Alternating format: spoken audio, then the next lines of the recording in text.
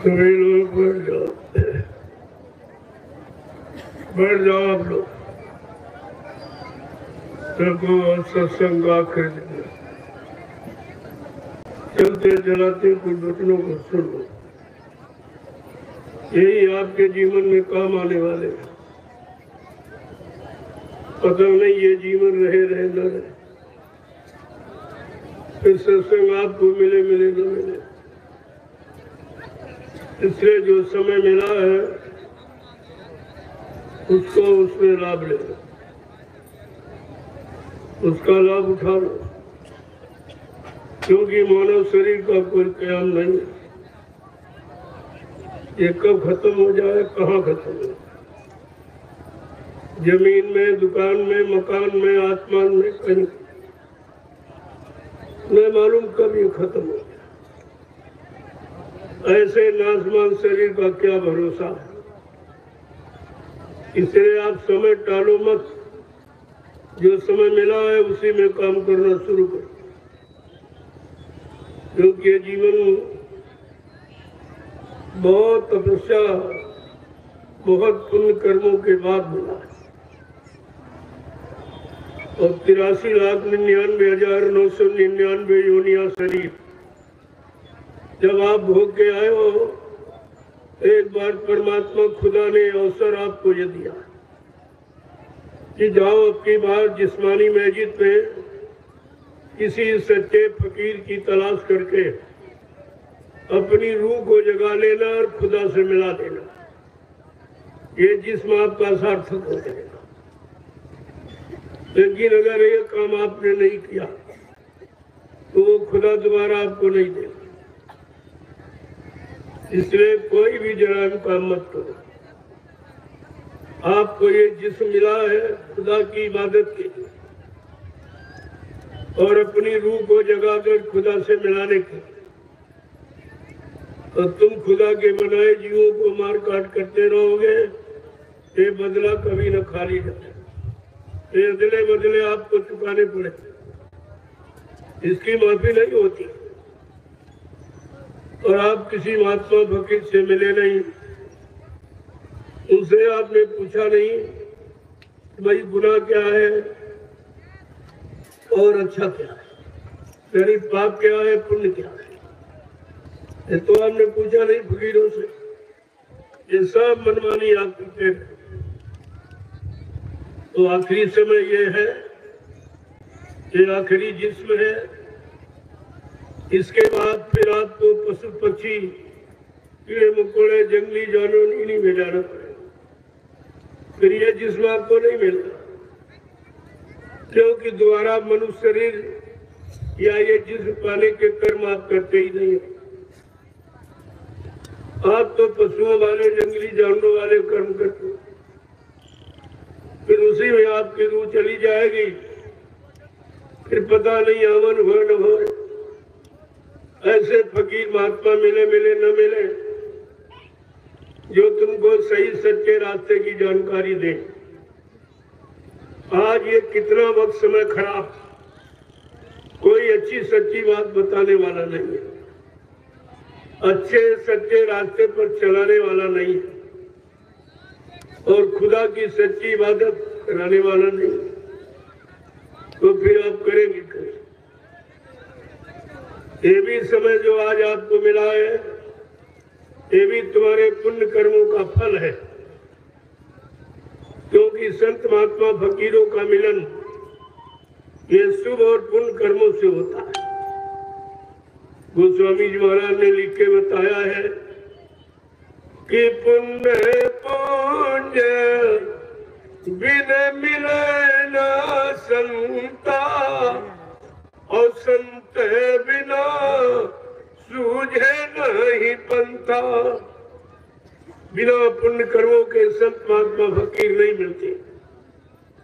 ये फकीरों का दर्शन देना, ये तुम्हारे शुभ और नेक भले कर्मों के द्वारा मिला। अगर अब की बार चूक गए, फिर आप 4 खान 84 लाख नरकों की योनियों में चले जाओ, फिर वहां से कोई निकालने वाला नहीं। न ये जमीन, न दुकान, न मकान, न रुपया, न पैसा, न जाति, न धर्म, ये कुछ ये तो सब झूठा। ये झूठ का पसारा आपने बनाया, अब उसी झूठ के पसारे में तुम ही फंस गए हो। जैसे मकड़ी जाल बनाती है वो स्वयं फंस जाती है, इसी तरह आपने ये सब बनाया है। जाति है, पाति है, धर्म है, मजहब है, छोटा है, बड़ा है, गरीब है, अमीर है, हिंदू है, मुसलमान, जो कुछ आपने समझा। खुदा परमात्मा की तरफ से कोई जाति नहीं, कोई मजहब नहीं, कोई धर्म नहीं। उसने केवल एक इंसानी शक्ल बनाई है। इस इंसानी शक्ल को चाहे तुम हिंदू कह लो, चाहे मुसलमान कह लो, कोई कौमियत आप कह लो अपनी तरफ से, लेकिन मालिक की तरफ से कुछ नहीं। उसने समान रूप से हमें आपको ये जिस्म बना के दिया है और ये कहा ये जिस्म हम खुदा की इबादत के लिए दे रहे हैं। खुदा का ही की इबादत कर लेना, अपनी रूह को इसी जिस्मानी मस्जिद में जगाकर खुदा का दीदार कर लेना, तो ये जिस्म आपका सार्थक हो जाए। अन्यथा ये आपको बार बार नहीं मिलेगा। जितने पीर पैगंबर औलिया मुर्शिद कामिल फकीर साधु संत महात्मा है, सबने एक ही उपदेश किया, एक ही रास्ता बताया है, एक ही तालीम शिक्षा आपको दी। लेकिन आप मनमुक्ता में आके झूठे अहंकार, गरुड़ गुमान, घमंड में आप सब भूल जाते हो। किसी को राज्य मद हो गया, किसी को जाति का मद हो गया, किसी को रूप रंग का मद, किसी को रुपए पैसे धन दौलत का मद हो गया। और ये जितना मत माने अहंकार, ये सब क्यों, ये सब तुम्हारे साथ जाने वाला है नहीं ना। ये जिस्म शरीर साथ में जाएगा, ये भी यही जला दिया जाएगा, गड्ढा खोद के दफना दिया, और तुम रात दिन इसी के पीछे पड़े हो। किसी को खिलाने पिलाने सजाने में तुम्हारा सारा वक्त समय जा रहा। आखिरकार खुदा की इबादत कब करोगे? परमात्मा का भजन आप कब करेंगे? समय तो निकला जा रहा, किसी का 50, किसी का 60, किसी का 70, और कलयुग में समय आपको मिला है 100 वर्ष, जिसमें 60-70 आपके निकल गए। जो अच्छा था काम करने वाला वो तो निकल गया। अब इसमें 60-70 वाले शरीर में आप कुछ कर नहीं सकते, क्योंकि जो शक्ति थी वो आपने भोगों में खर्च कर दी, अब तुम्हारे पास कुछ बचा ही नहीं। लेकिन महात्मा फकीरों की दुआ और दया देखो कि बहुत थोड़े समय में तुम्हारी मदद करना चाहती। एक घड़ी आधी घड़ी आजू अपने आप गोस्वामी संगत की हरे कोट अपराध, करोड़ों जन्मों के अपराध को ये फकीरों का मिलन और संतों का सत्संग, ये सब आपका खत्म। गुनाह के कितने गुनाह किए, कितने पाप किए, एक बार उनका दर्शन दीदार मिल जाए, उनकी दया आलूद की नजर आप पर पड़ जाए, तो ये सब आपका खत्म। इतनी बड़ी सत्य सामर्थ्य लेकर फकीर महात्मा इस व्रत मंडल पर आते और जीवों का काम करते रहते, लेकिन तुम उनको समझ नहीं पाते। उनको लोगों ने जात पात में फंसा दिया, मजहब धर्मों में फंसा दिया, छोटे बड़े गरीब अमीर में फंसा दिया, हिंदू मुसलमान में फंसा दिया, जबकि परमात्मा ने ऐसा कुछ किया ही नहीं। सबको उसने समान रूप से ये जिस्म ये शरीर भेंट किया और कहा किसी सच्चे फकीर संत महात्मा से मिलकर अपनी रूह को जगाने का रास्ता पूछ लेना। वो रूह को जगाने, खुदा से मिलाने के लिए आए, उनका और मतलोक में दूसरा कोई काम नहीं। वो राजपाट धन दौलत मान सम्मान के लिए नहीं आते, वो तो इसी तुम्हारे काम के लिए आते हैं जो यहाँ किसी युग में किसी ने नहीं कर पाया। ये जितने युग पीछे बीत गए, सम्मान और सम्मान अधिकार में चले गए। ये कलयुग है तो खराब, लेकिन फकीरों महात्माओं ने कहा सबसे अच्छा। ये जीवात्मा रूह को खुदा से मिलाने का सबसे अच्छा मौका, इससे अच्छा अवसर मौका कभी नहीं किसी युग में नहीं मिला। और उन्होंने कहा भाई कलयुग समयान युग, जो नरकर विश्वास, कलयुग के समान अच्छा से अच्छा युग जीवात्मा रूहों को जगाने का कोई, खुदा परमात्मा से मिलाने का और दूसरा युग है ही नहीं। उनमें केवल शरीर इंद्रियों के कर्म सिखाए कराए गए, और शरीर इंद्रियां ये तो नाशवान है, और जो कर्म आपने किया वो भी नाशवान।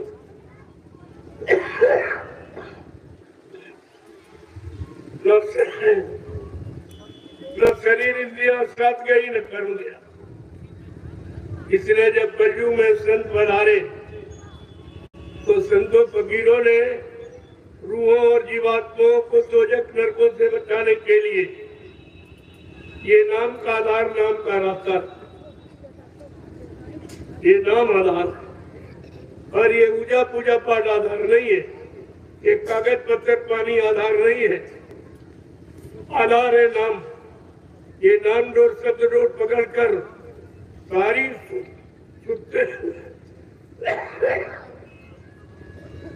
सारी सुनते हुए ये बात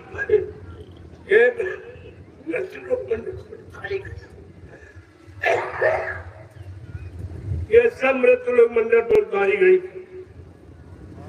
और जब से उतारी गई तब तक आज तक कोई नहीं आया जो इन रूहों जीवात्माओं को दोजख नरकों से बचाता और खुदा का सच्चा दीदार कराकर और इनको उनके घर पहुंचा। ये कलयुग में आपको मौका मिला, इसलिए प्रेमियों चलते चलते ये रास्ता दे। बड़ा सरल नाम आया है, ये है गुरुदेव। गुरु का मतलब है मुर्शिद, मुर्शिद को गुरु को एक ही बात, इसीलिए कहा जय गुरुदेव नाम खुदा का, ये अल्लाह ताला का है, ये किसी आदमी इंसान का नहीं। और तुम भाषा के चक्कर में फंस के रह गए कि उर्दू में कोई नाम आएगा हम उसको लेंगे। अरे परमात्मा खुदा किसी भाषा में नहीं है, वो तो फकीरों के जरिए मिला और मिलता रहेगा। और फकीरों ने कोई भाषा नहीं, उन्होंने रहम और दया दो ही भाषा आपको सिखाई कि रहम करो दया करो, क्योंकि ये जितने जीव हैं और उसी में तुम भी जीवो, जिसने उन जीवों को जिस खुदा परमात्मा ने बनाया वही खुदा परमात्मा ने तुमको बनाया। तो खुदा परमात्मा के नाते तो सब भाई भाई हुए। तब ये शरीर कोई विज्ञान यानी कोई वैज्ञानिक के द्वारा नहीं बना, ये खुदा परमात्मा ने अपने हाथ से बनाया था। 5 तत्वों को मिलाकर चित जल पावक गगन समीरा पंच तत्व या रचित शरीरा, जल पृथ्वी अपनी जिस्मानी मैजिद ये यानी मतलब मनुष्य रूपी को तैयार, और इसी जिस्मानी मैजिद पे अपनी रूह को बैठाला और इसी मनुष्य मंदिर में अपनी आत्मा को बैठा। ईंट पत्थर वाले में रूह जीवात्मा नहीं बैठी, वो तो जड़ है। जीवात्मा रूह चेतन है, इतना भी तुम नहीं समझ पाए कि चेतन है और वो ईंट पत्थर जड़ है, वहां कहते नहीं। और उसने अपने रहने के लिए पहले ही मकान बना दिया और आपको मुफ्त में दे दिया, ये जिस्म ले जाओ, ये शरीर ले जाओ, मनुष्य मंदिर ले जाओ, और इसी में सच्ची खुदा की इबादत करना, परमात्मा का भजन करना, तुम्हारे मानव शरीर का कल्याण हो जाए, ये सार्थक हो जाए। ये हिंदी उर्दू अंग्रेजी भाषा से सार्थक नहीं होगा, ये कागज पत्थर पानी के आने से प्रणाम कर लेते, ये सार्थक नहीं। इसलिए प्रेमियों हमारी यही प्रार्थना है, अर्जु मिन्नत है इंसानी चोला पाकर अगर तुमने मालिक को नहीं पाया, अपनी रूह को जगाकर खुदा से नहीं, तो फिर दोजख से बचना बड़ा मुश्किल और कोई युक्ति बताने वाली नहीं। बुद्धि नाशन साहब ने प्रयोग किया और भद्दे अश्लील शब्दों का प्रयोग किया, गाली गलौज निंदा आलोचना बुराई की करके आपने जवान को तो गंदा कर। अब इस गंदी जवान से खुदा की इबादत कबूल नहीं हुई, गंदी जवान से परमात्मा की प्रार्थना कबूल इशारा किया था तो का सुना दिया गया, दो बाकी वो भी धीरे धीरे आपको बता देंगे कि खुदा ने क्या पैगाम भेजा संपूर्ण इंसानी जात के लिए। खुदा ने खुदाई पैगाम क्या भेजा और कहा जल्दी से सारी रूहों जीवात्माओं को सुना दो, बता दो और इनको जगा दो। खुदा जैसी तुम्हारे अंदर इच्छा देखूंगा।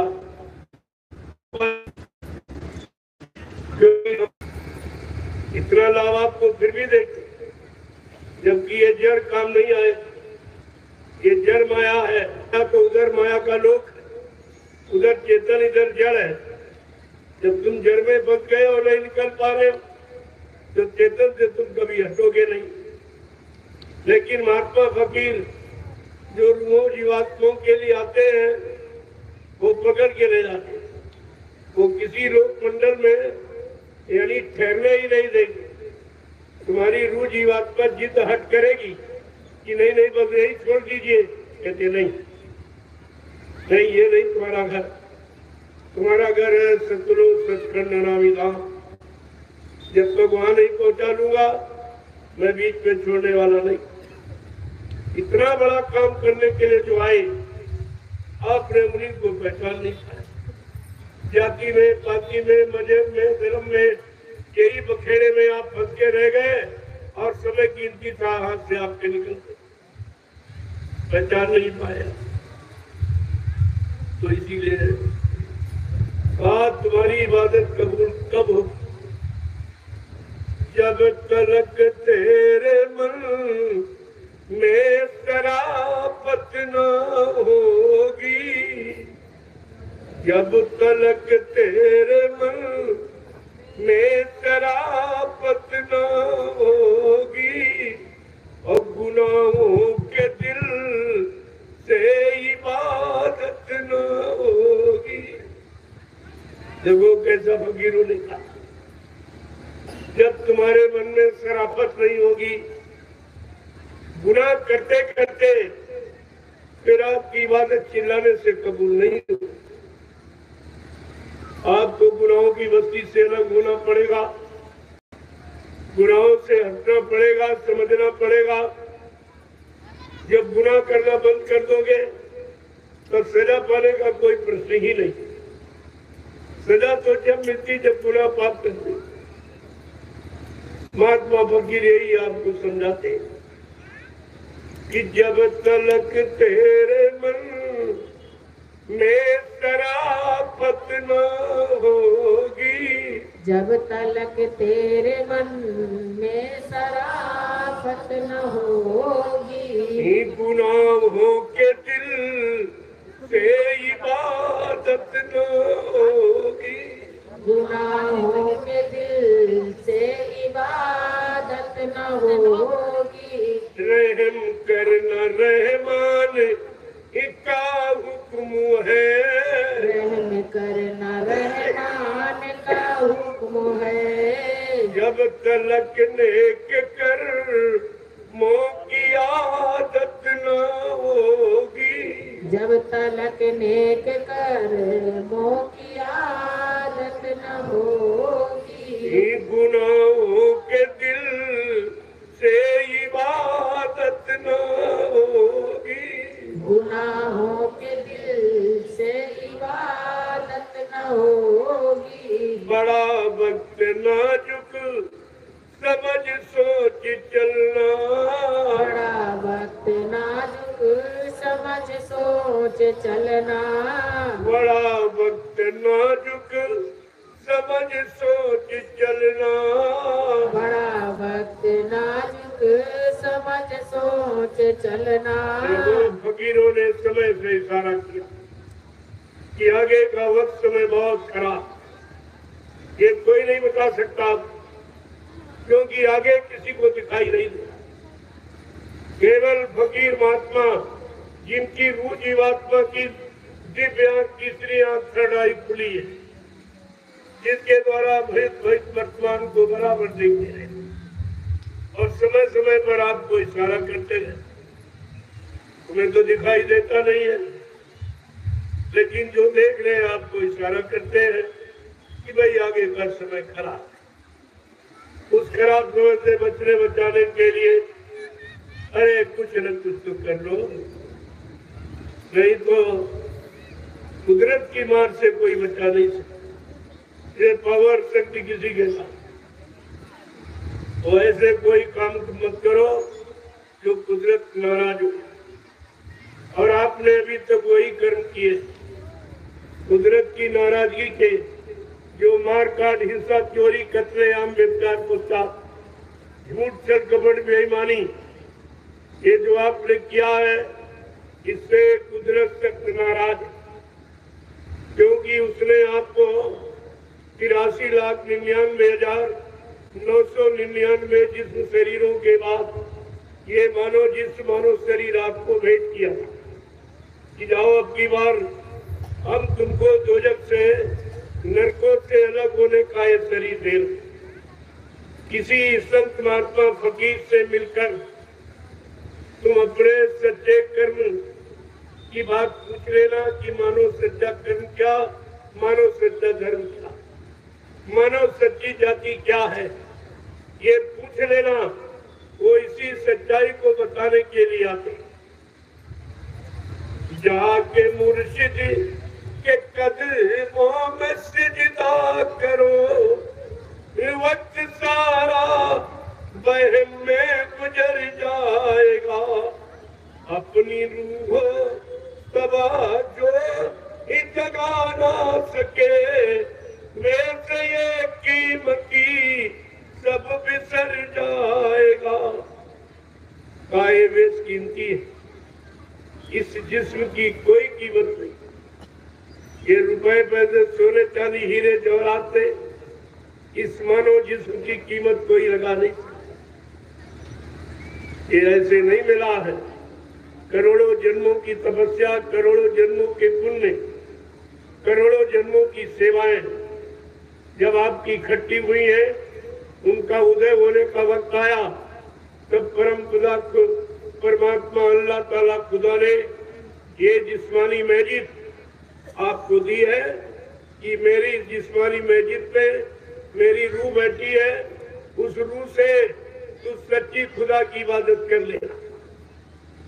फकीरों ने इशारा किया जिस्मानी मस्जिद में, तुम चले गए ईट पत्थर वाली मस्जिद में। तुम किसी सच्ची अच्छी बात भी नहीं मानते। अरे वहां कौन बैठा? कोई बताने वाला, सुनाने वाला, समझाने वाला, या क्षमा करने वाला, या माफी देने वाला, या आशीर्वाद, कोई वरदान देने वाला वो बैठा हुआ? वो तो जड़। धर्मशास्त्रों ने, मजहबी किताबों में भी लिखा है, ना हम बसामी वैकुंठे योगिना हृदय नचा मम भक्त्वा यत्र गायन्ति तत्र तिष्ठामि नारदा। हे नारद, मैं यहाँ कहीं नहीं, जो तुम लोगों को बताते सुनाते हो, तुम खुद ही धोखे में हो और धोखे में सबको ले जा रहे हो।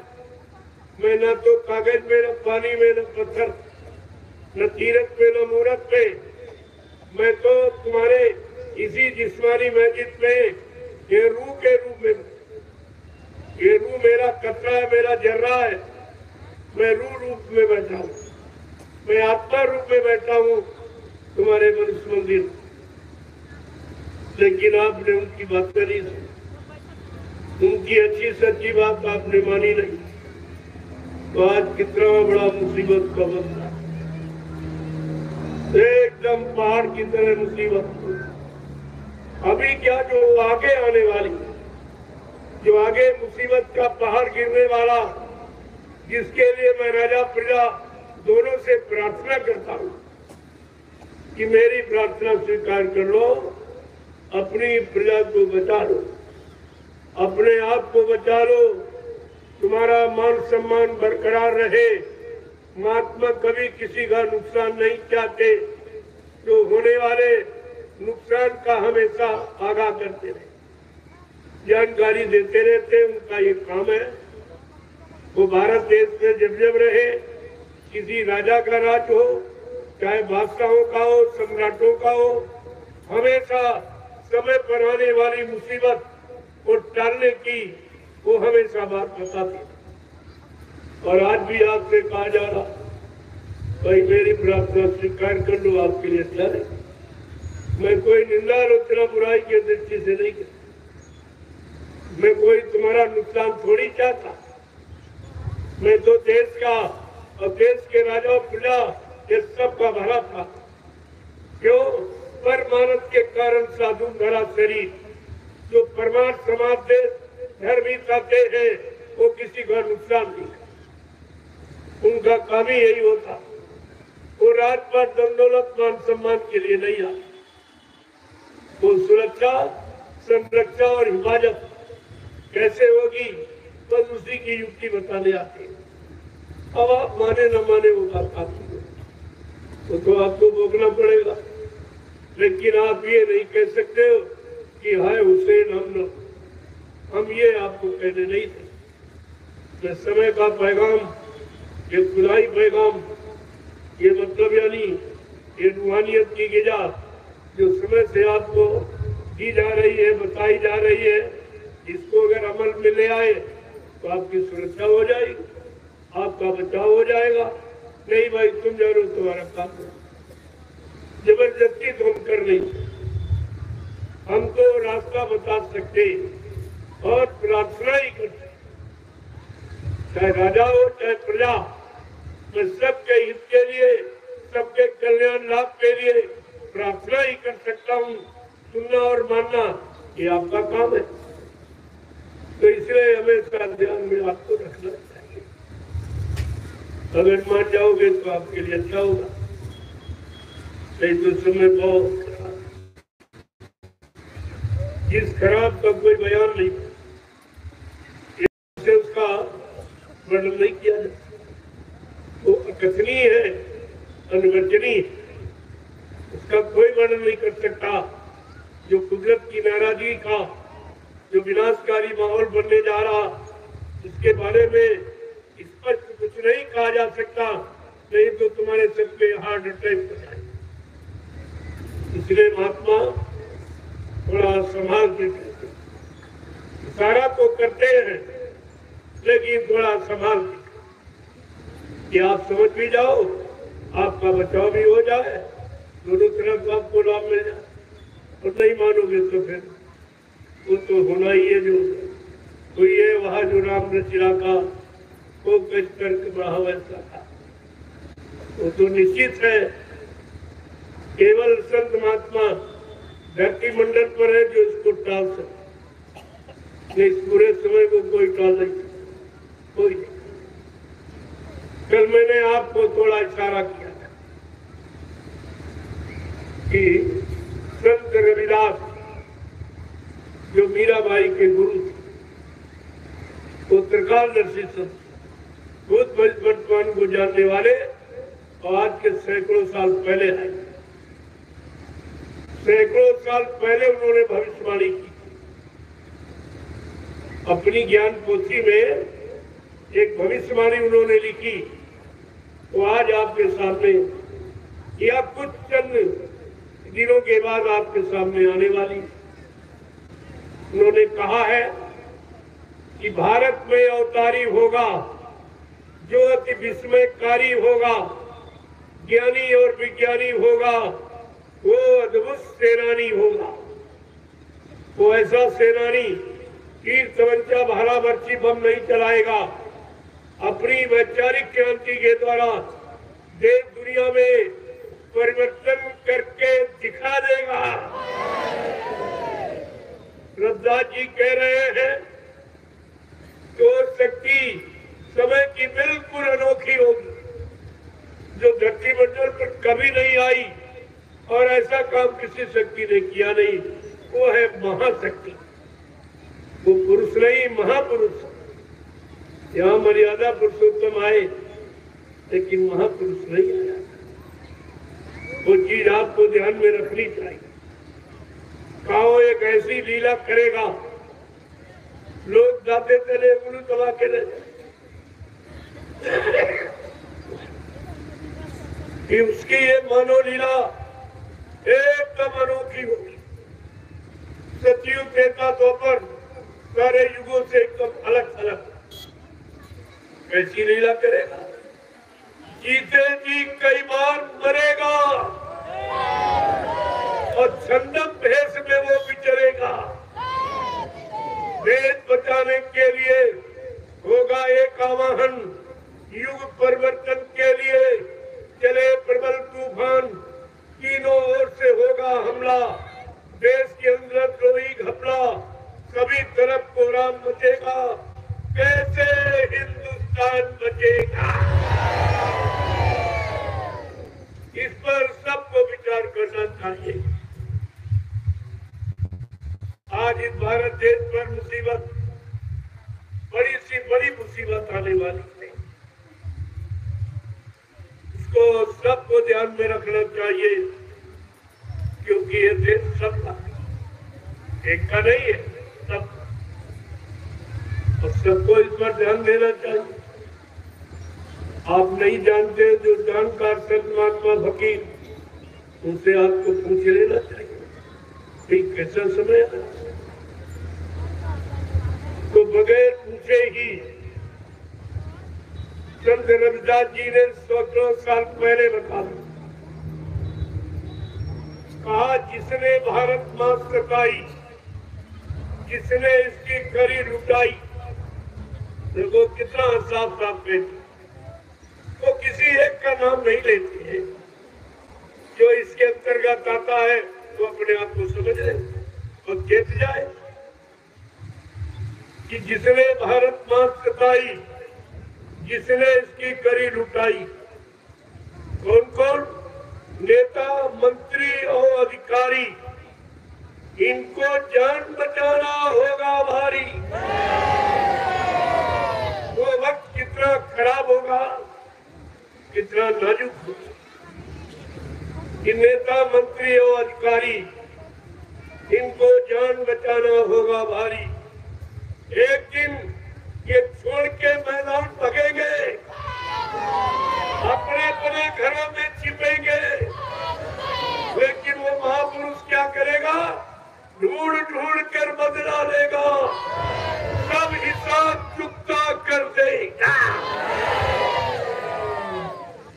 ऐसे कोई बचने वाला नहीं। बाबा जय गुरुदेव जी महाराज ने क्या नहीं आपने कहा? कहा का बच्चा मैंने ऐसा घेर छुपा दिया, वो टूट जाएगा, हिंदुस्तान में कोई निकाल नहीं पाएगा। इस घेर में बड़े बड़े मगरमच्छ फंस जाएंगे। कहाँ निकल के जाओगे? तुम समझते कोई जानता नहीं है। अरे तुम उनको नहीं जानते, वो तुमको जानते। तुम उनको नहीं देखते, वो तुमको हर पल देखते और तुम्हारी हर करतूत को देखते। जो 24 घंटे में सुबह शाम जो तुम सोचते हो वो भी देखते, जो करते वो भी देखते, और तुम समझते कोई जानता नहीं। अरे जानने वाले ही तो जानकारी देते हैं, और ये जानकारी किसी ने दी आप तक? आगे कह रहे हैं रविदास जी, इटली से कोहराम मचेगा, लंगर सागर में डूबेगा, युद्ध तीसरा अति प्रलयकारी, जो होगा भारी संगारी। भारत होगा विश्व विजेता, भारत होगा विश्व का नेता, दुनिया का कार्यालय होगा, भारत में न्यायालय होगा। तब सतयुग दर्शन आएगा, संत राष्ट्र बरसाएगा।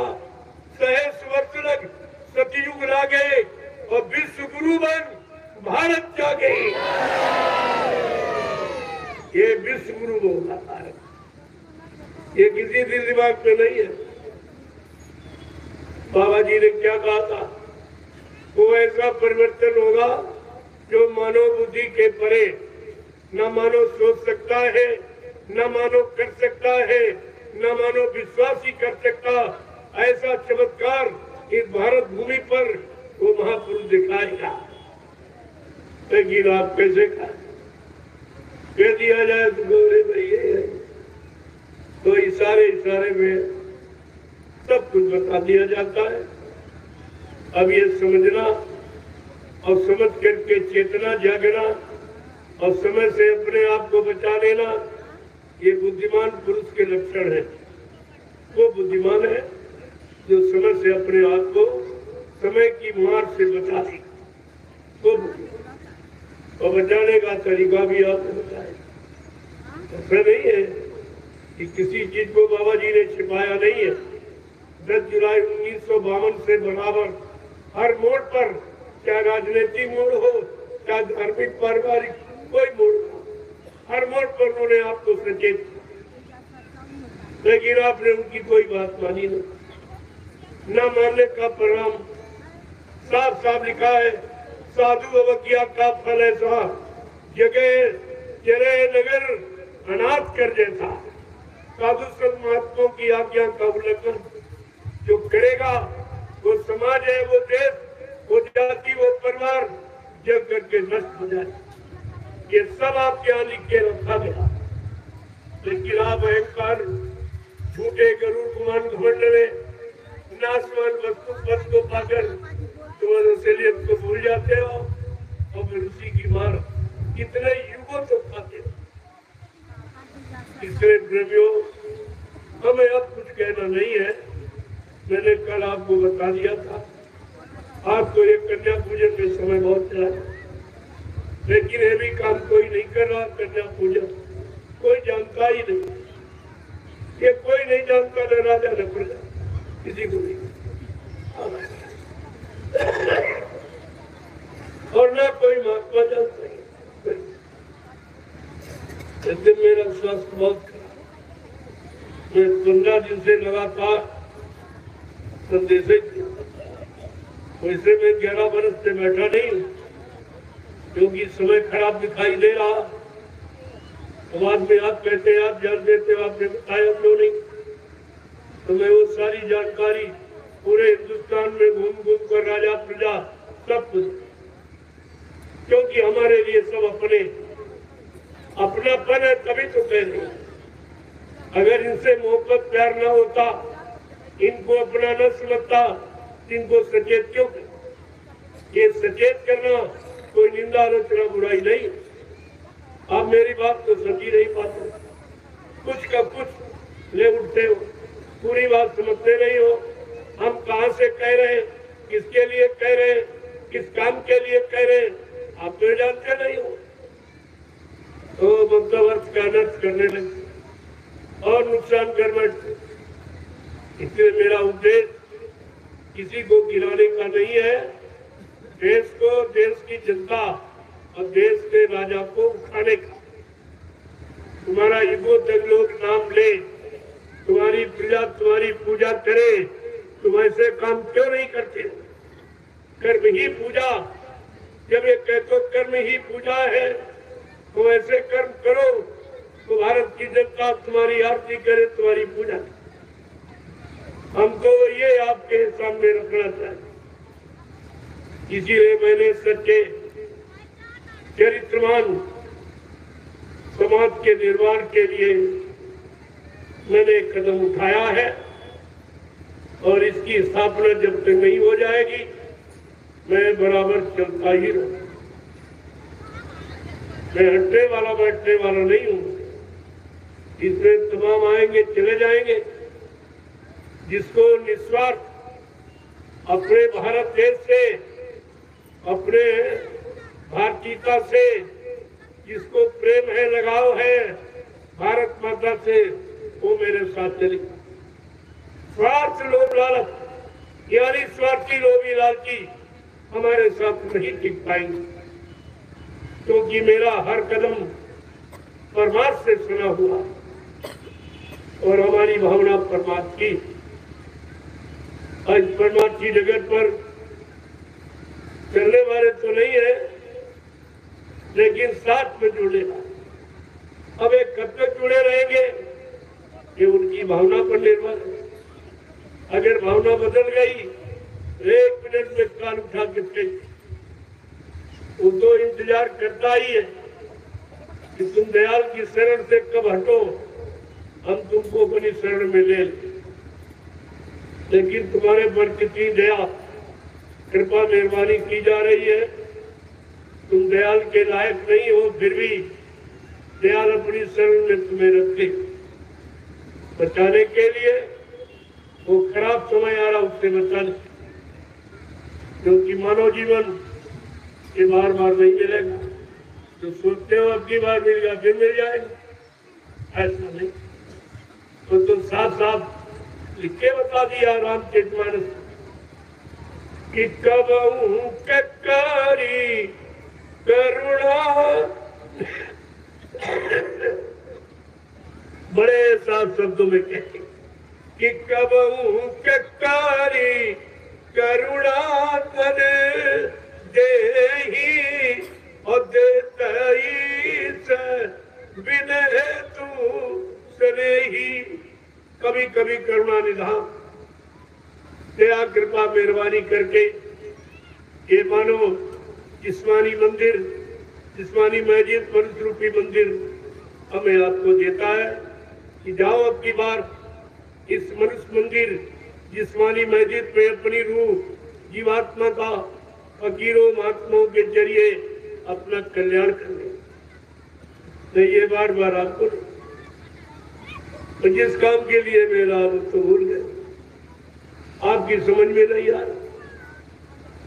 तो इसलिए हमारी आप यही प्रार्थना है कि धर्मात्मा महात्मा फकीर नहीं बन पाए हो तो कम से कम शाकाहारी बन। अगर शाकाहारी बनने में सारे गुना आपके माफ कर दिए जाए तो इससे सरल कोई उपाय नहीं। आपके फकीरों ने कितना सरल तरीका आपके बचाव का रखा। आपने न मालूम कितने बुरे पाप कर्म करके बैठे, इनकी गिनती करना आपके पास नहीं, कितने अगणित। लेकिन संत महात्मा फकीर कितने दयालु है। हाँ, अगर तुम मेरी बात मान लो और तुम अगर शाकाहारी हो जाओ तो मैं तुम्हारे सारे गुनाहों को माफ करूं। देखो कितना सरल उपाय है, इससे सरल को हो सकता है। शाकाहारी बनने में आपको कोई खर्चा नहीं, बल्कि आपकी बचत है। जो बुरे खान पान में धन रुपया पैसा आप बर्बाद करते हो आपका बच्चा, कहते हैं आपके बाल बच्चों की पढ़ाई लिखाई में काम आवे, शादी ब्याह में काम आवे, घर मकान बनाने में काम आवे। महात्मा हर तरफ से तुम्हारी मदद करना चाहे और नहीं मानोगे फिर तो तुम जानो।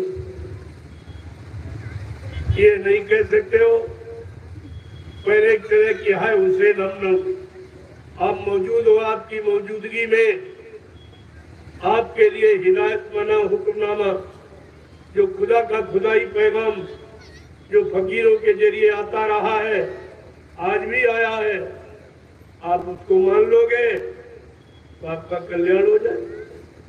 नहीं मानोगे तो वही तुम जानो तुम्हारा। हम जबरदस्ती तो कर नहीं, हम प्रार्थना कर सकते, चाहे राजा से हो चाहे प्रजा। हमारा कर्म केवल प्रार्थना। मान जाओगे आपके लिए अच्छा होगा, नहीं मानोगे वो भी परिणाम तुम्हारे सामने आ जाए, फिर आपको मानने का मौका नहीं, कुदरत पीठ पे आपको मौका नहीं देगी। इसलिए फकीर महात्माओं ने आपको बचने बचाने के लिए कितने पहले संदेश जारी किए।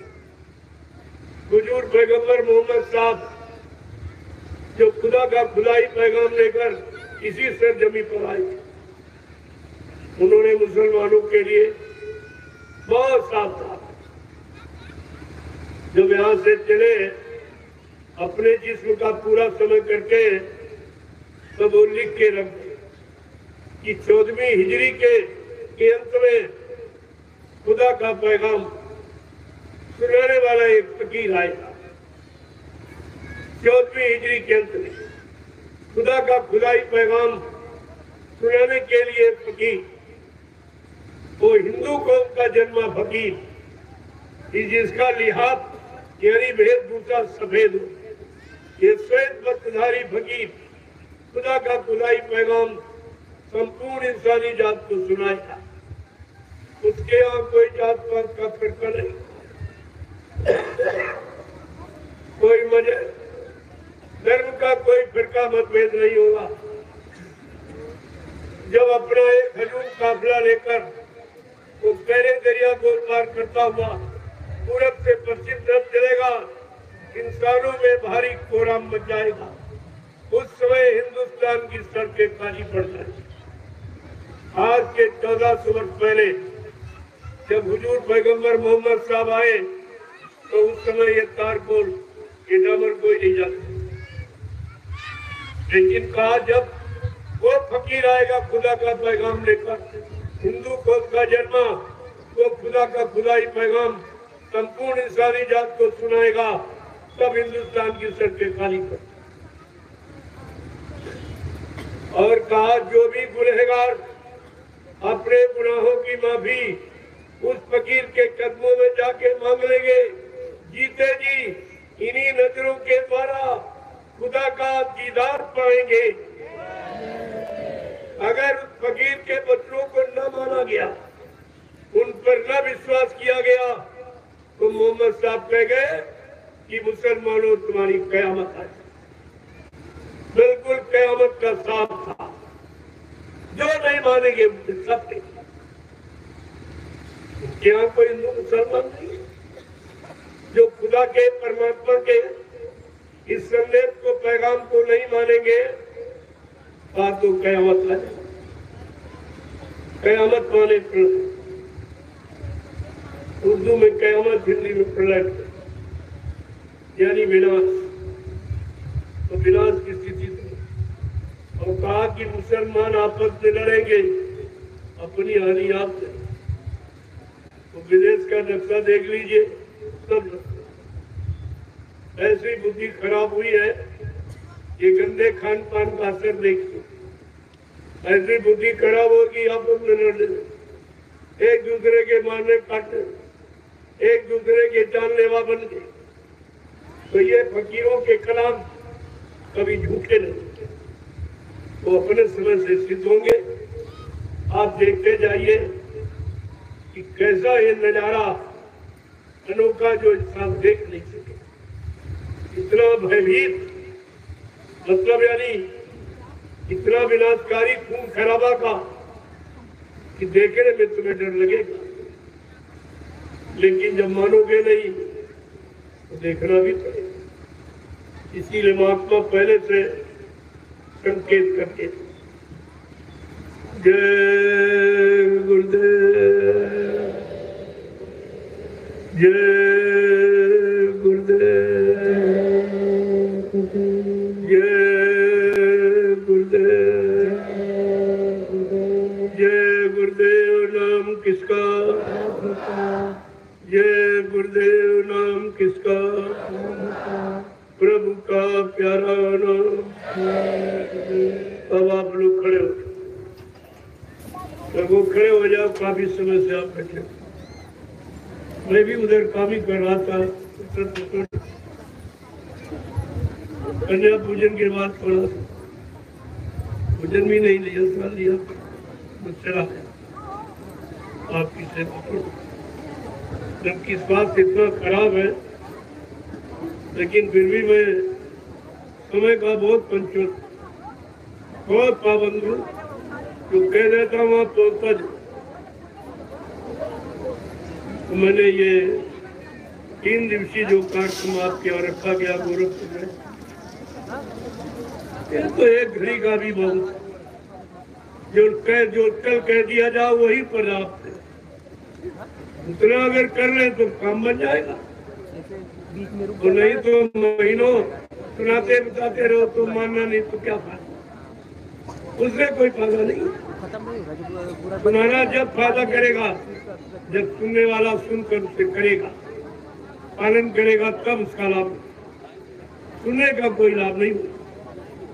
मैंने सबके लिए कोई किसी की निंदा आलोचना बुराई, न धर्म की, न मजहब की, न जाति की, न राजनीति की, न धर्मनीति की, लेकिन सच्चाई को जरूर ठोकेगा। अगर नहीं कहूंगा तो आप कहोगे आप जान देते तो आपने बताया क्यों नहीं, आपको पहले बताना चाहिए।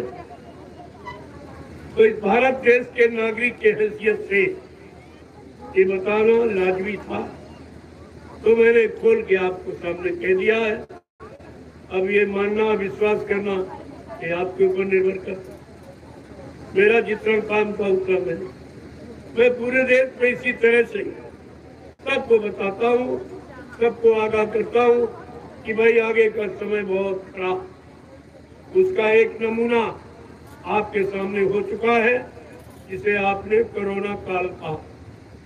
बाबा जी ने सर्वप्रथम कोरोना के बारे में भी बताया था जब हिंदुस्तान में कोई नहीं जानता था।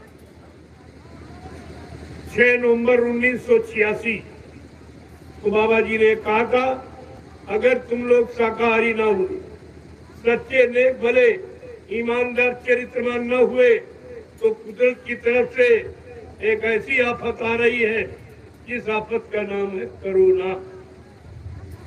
क्या न करो तो आफत नहीं आएगी, अगर करना बंद नहीं करोगे तो जरूर। कोरोना का मतलब ही कोरोना। अंडा मत खाना, मुर्गी का मासिक धर्म, बहुत गंदगी है, गलीज है। घर में आपकी पत्नी मासिक धर्म में होती तो आप उसके हाथ का भोजन नहीं तो छूते नहीं हो। इतना खराब। और ये सब लोगों को खिलाया जाए, सबकी बुद्धि खराब। डॉक्टर जिसको कह रहा है ये फ्रूट है, फल है, इतना गलत संदेश ये मतलब दे रहे हैं। ये तो तुम्हारे स्वास्थ्य के दुश्मन, ये स्वास्थ्य के दुश्मन, इनको नहीं मालूम ये अंडा मुर्गी का मासिक धर्म है, जिसके खाने से मानव की बुद्धि कामी क्रोधी हो जाएगी, फिर उससे बचना बड़ा मुश्किल हो जाएगा। इसलिए महात्माओं ने उसके लिए बना। ये कहता है डॉक्टर आए तो फ्रूट है, फल हमने किस पेड़ में लगता है, क्या जमीन से खोद के निकाला जाए? इतना झूठा संदेश जब देश के नागरिकों को के लिए जाएगा तो इन नौजवानों के स्वास्थ्य का क्या, इनकी बुद्धि का क्या, इनकी बुद्धि विकासशील कार्य करेगी, पारस्परिक प्रेम प्यार मोहब्बत का काम करेगी? ये आपको सोचना चाहिए था, लेकिन कुछ और बाधा बच्चा ये मुर्दा मांस पशु पक्षी का, इसमें मनुष्य रूपी मंदिर में मत डालो। इसमें इस मनुष्य रूपी मंदिर में परमात्मा की जीवात्मा बैठी, उसके आगे ये मुर्दा मत डालना। और इसी में खुदा की रूह बैठी है। ऐ मुसलमानों, खुदा की रूह जो जिस्मानी मस्जिद पे बैठी, और इसी जिस्म में ये मुर्दा मत डालना। मैं रूह सब बयान करेगी खुदा से, कितने ऐसा वहां किया, फिर आपको माफी नहीं मिलेगी। मोहम्मद साहब भी तुम्हारी तरफ से गवाही नहीं देंगे। ये बातें आपको बड़े ध्यान से रखना है। ये सब आपको बताया, लेकिन किसी ने कुछ नहीं माना और आखिरकार कोरोना आ ही गया। आज तक उसकी कोई दवा नहीं बनी। कब झूठा प्रचार, क्योंकि ये बीमारी हो तो दवा बने। ये कुदरत की नाराजगी है, और कुदरत की नाराजगी की दवा किसी के पास, संत महात्मा फकीरों के सिवा कुदरत की नाराजगी का इंतजाम किसी के पास। इसीलिए महात्मा आपको समय समय पर संदेश निर्देश देते हैं, और नहीं मानोगे तो आप और बढ़िया।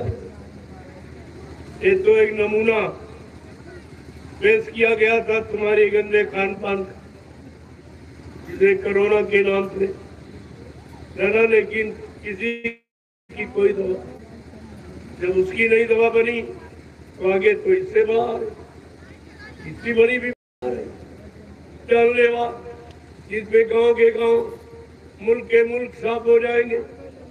ये इतने मकान खाली रहेंगे, कोई रहने वाला दिखाई नहीं देगा।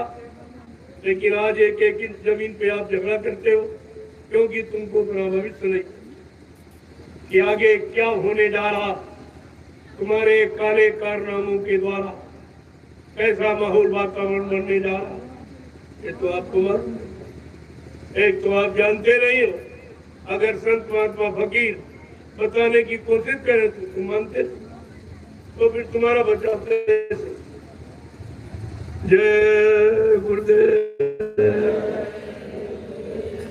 जय जोर से बोलो, सब मिल बोलो, बोलना होगा, अभी से बोलो, दर्द हरेंगे, सब कष्ट मिटेंगे, सुख शांति मिलेंगे, सबके दाता, सबके मालिक, प्रेम से बोले, ये नाम नहीं इंसान का, ये काम नहीं इंसान का। कितना खुला इशारा है, अब ये काम इंसानों के बस का नहीं था। सबको मौका देके आपने देख लिया है, आपका कोई काम नहीं, चाहे राज का हो, चाहे धर्म, चाहे परिवार का हो, चाहे समाज, चाहे मानव शरीर का, कोई काम तो नहीं आता। तो कब होगा, कौन करेगा, इसको भी कराएगा। अब आप लोग लाइन से खड़े हो जाओ, चलते चलाते मैं भी आपका दर्शन, क्योंकि इसमें जितने लोग हो, इसमें से बहुत लोग शरीर छोड़ के चले, उनको फिर ये दर्शन, फिर ये वचन नहीं मिलता। इसलिए चलते चलाते मैं भी आपका दर्शन करूं और आपको चलते चलाते प्रणाम करूं और ये महाप्रसाद दे दूं जो आपत्ति मुसीबत में आपके काम हो। ये इलायची दाना राम हिंदुस्तान में कोई नहीं दे सकता किसी के पास, प्रसाद बनाना कोई जानता ही नहीं, और इस तरह किसी ने तुमको दिया नहीं होगा। मैंने पूरे हिंदुस्तान में घूम घूम कर, गली गली सड़कों पर, मकानों दरवाजों पर गुहार पुकार लगाकर ये प्रसाद मैंने बांटा है कि किसी तरह से जीवों की रक्षा हो, कि बीमारी महामारी कष्टों से बच।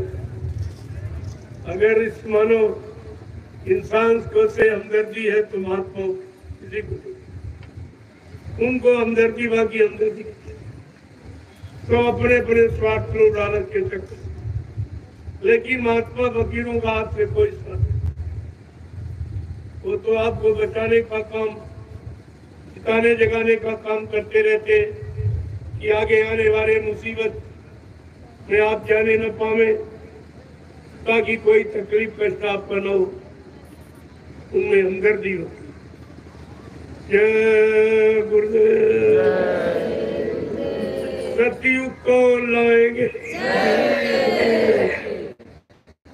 कितनी बड़ी बात। विश्व में शांति कौन लाएंगे, जन जन में प्रेम कौन लाएंगे, ये कोई नहीं कह सकता। ये इस तरह की आवाज कोई नहीं लगा रहा।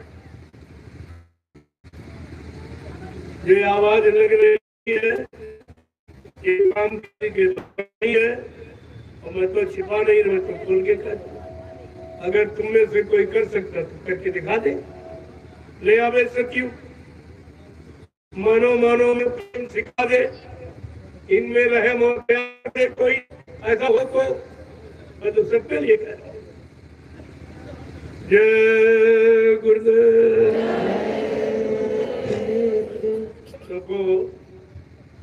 मैं यहीं से इस सत्संग का पूर्ण विराम देता। कोई भूल चूक त्रुटि गलती कहने बोलने में हो गई हो तो आप सब लोग हमें छोटा समझकर हमेशा क्षमा करते रहेंगे। अवसर मिलता रहेगा, आपके दर्शन करता रहूंगा।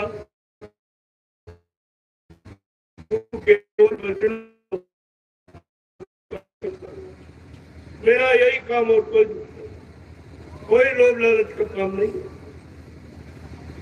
इसलिए आपने समझ दिया है, बाल बच्चों को छोड़कर खेती दुकान दफ्तर बिजली व्यापार मजदूरी को बंद करके मैं आपका बहुत बड़ा आभारी हूँ। आभार व्यक्त करते हुए मैं यही कहूँगा कि आप साथ हमारी प्रार्थना मान लो। राजा प्रजा मेरी इच्छा से कि आप साकार आपके लिए बहुत अच्छा है। और सुबह शाम भगवान का भजन, खुदा की सच्ची इबादत इसी मनुष्य रूपी मंदिर, इसी जिस्मानी मस्जिद में आत्मा से रूह से करें, ये कबूल हो जाएगी आप। लेकिन जवान की कबूल नहीं होगी। जवान तो आपने गंदी करना। इस बात को हमेशा ध्यान में रखिए और आपको कुछ नहीं करना। 8 घंटे खेती दुकान दफ्तर बिजली व्यापार मजदूरी अपने बाल बच्चों के पालन पोषण के लिए करो, लेकिन सच्चाई ईमानदारी मेहनत से। और इसके बाद अपने को हिंदू कहते हो तो 1 घंटा भगवान का सच्चा भजन इसी मनुष्य रूपी मंदिर में आत्मा से सबकी मुसीबत और दुख तकलीफ सब खत्म। अगर अपने आप को मुसलमान कहते हो, इसी जिस्मानी मस्जिद पे रूह से खुदा की इबादत करो तो तुम्हारी भी परेशानी और जिल्लतें सत्य। अगर अपने आप को ईसाई कहते हो, इसी मेन बॉडी में सोल से गॉड की सच्ची प्रयत्न तुम्हारी भी मुसीबत। अगर अपने आप को सिख कहते हो तो इसी मनुष्य की मंदिर में परमात्मा का सत्य नाम की सच्ची कमाई ये सब का काम होगा। और ये आप किसी समय कर इतनी सरल पूजा है कलयुग में कि सब करता और 1 पैसे का खर्चा। परमात्मा की पूजा और खुदा की इबादत करने में कोई खर्चा। ये महात्मा फकीरों ने इस तरह का रास्ता निकाला है कि आपको कोई खर्चा ही नहीं करे। बना बनाया मंदिर है, बनी बनाई ये मस्जिद है, इसी में खुदा की जीवात्मा मूर्ति बैठी है परमात्मा। तो आपको कहीं ढूंढना भी कुछ है, कहीं से ले आना भी कुछ है। तो इतनी सरल पूजा आपकी पूजा ये है रूह से इबादत जो की जाती है वो कबूल होती है। लेकिन आप समझ नहीं पाए हो, गंदा खान पड़ के बुद्धि खराब कर ली। अब अच्छा और सच्चा आपके समझ में कुछ आते ही। अब आप लाइन से खड़े हो जाओ, मैं आपका दर्शन। जय गुरुदेव। देखो ये जगह का आपने प्रयोग किया, इसको साफ सुथरा करके जाना, क्योंकि आपने यहाँ यानी सच्चा भजन आत्मा से परमात्मा का और सच्ची इबादत खुदा की रूह से की। ये मस्जिद मंदिर की तरह पाक साफ हो, कोई भी किसी तरह की गंदगी यहाँ न रहने। ऐसी छाप छोड़ के जाओ कि लोग तुमको याद करें कि गुरु भक्त किसे कहते, गुरु भक्ति किसे कहते, गुरु अनुशासन किसे कहते। ये आपको दिखाना है। सत्संगियों, तुम्हें आदर्श बनना है। संदेश सदगुरु का तुम्हें चरितार्थ करना है। ये दिखाना है दुनिया में कि गुरु भक्ति किसे कहते, गुरु अनुशासन किसे कहते। यही तो आपको कराने के लिए लाया गया है। एक बात और ध्यान रखो, जब भी किसी सत्संग में जाओ, मैं बहुत पहले से आपको हिदायत दे रहा हूं कि स्वयं स्वावलंबी बनो, किसी का कर्जा मत ला दो अनायास। जब जाओ अपने झोले में 4 मीटर मोमजामा ओढ़ने का 4 मीटर बिछा लेकर जाओ, बिछा लो। किसी की ज्यादा सेवाएं लेना भजन में कटौती, और इतना भजन तुम करते नहीं, तो इसीलिए तुम जीरो पर बने रहते, जीरो, कुछ नहीं होता। और अपना थाली लोटा गिलास कि भोजन का भजन पर बहुत असर पड़ता है और पात्र का भोजन पर असर पड़ता है। जैसा बर्तन होगा वैसा भोजन। ये प्लास्टिक के बर्तनों में जो भोजन करते हो, ये तरह तरह की बीमारियों को निमंत्रण देते, ये बीमारियों को निमंत्रण दे रहे हैं आप। इसलिए मना किया गया है, अपना शुद्ध पात्र थाली लोटा गिलास, कहीं जरूरत हो फट से निकालो जोड़े से पानी पीजिए। अपना लोटा भर के ले गए भंडारे में, बैठ के भोजन कर लिया, पानी की सेवा तो अब नहीं ली, इतना कर्जा आपका बचा। और एक खुरपी रखो प्लास्टिक की थैली, एक औजार भी आपके साथ, सब्जी काटना हो सब्जी काट लो, आपको मोमजामा काटना है तो 4 डंडे गड्ढा खोदो, खुरपी 4 डंडे काट लो।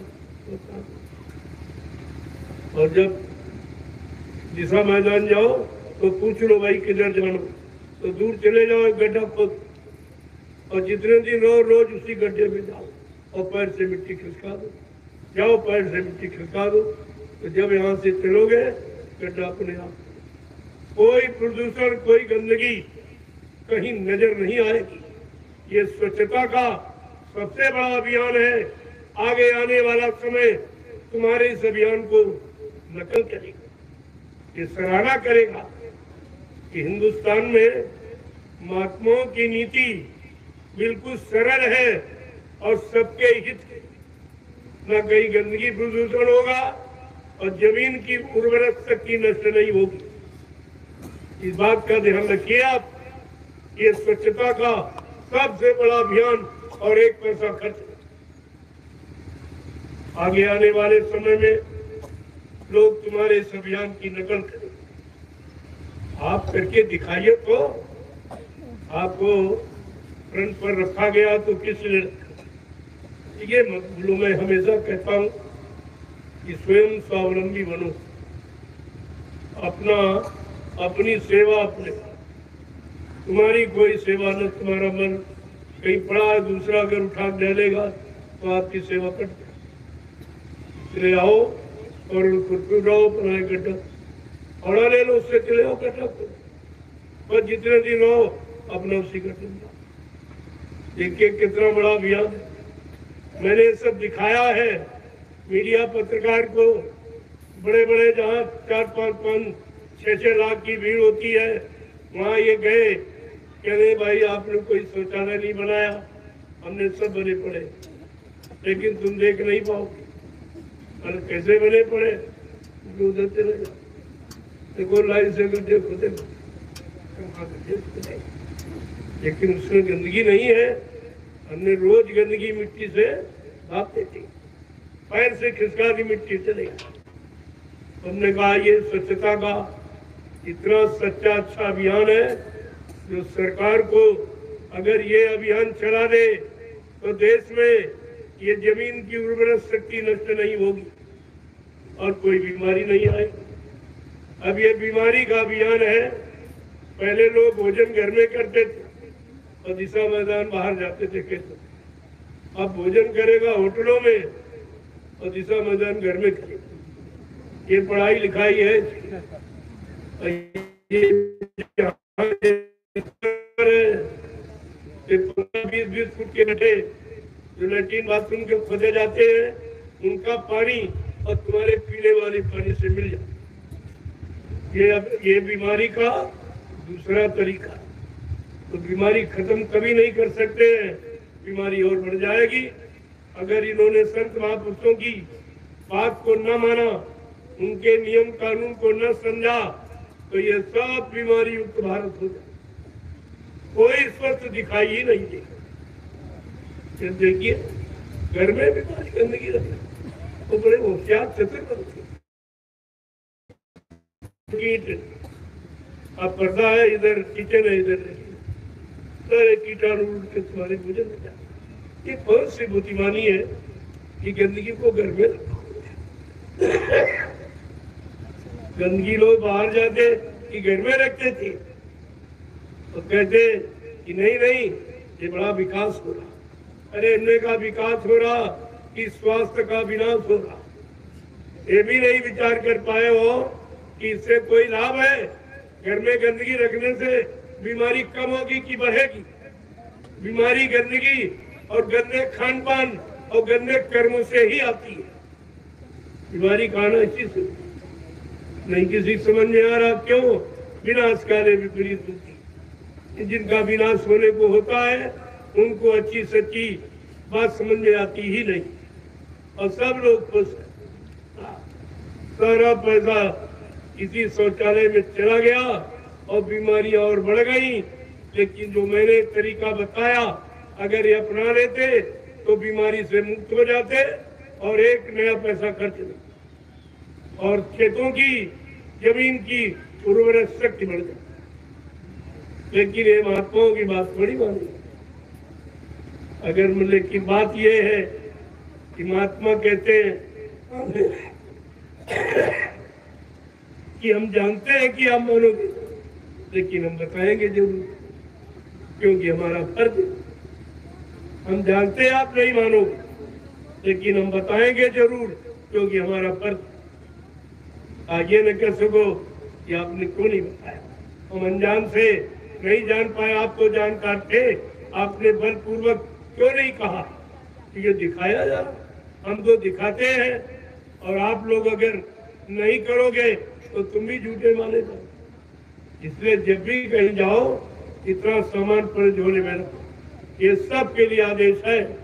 4 मीटर मोमजामा ओढ़ने बिछाने, कौन वजन थोड़ा, और खाली लोटा गिलास अपना बर्तन हमेशा।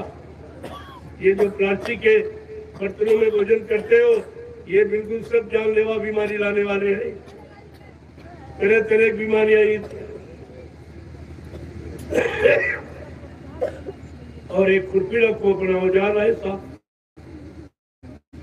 सब्जी काटना चाहो सब्जी काट लो, फल काट लो, कोई काम करो, अपना धो लिया, चले के गड्ढा खो दिया।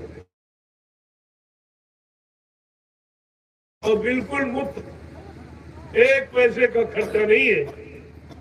इस स्वच्छता अभियान में 1 रुपए का खर्चा, तो ये 2 करोड़ों रुपए शौचालय के खा गए। ये 2 करोड़ों अरबों रुपए इसी में खा गए। तो तुम्हें तो सोचना चाहिए, तुम भी देश के नागरिक हो, देश की उन्नति के बारे में तुम्हें भी तो सोचना चाहिए। तुम्हारी पढ़ाई लिखाई कब काम आएगी? न अपना विकास कर सके, न परिवार, न समाज। तुम्हारी पढ़ाई लिखाई किसका? जय गुरुदेव। अब आप लोग लाइन से करें। तो देखो,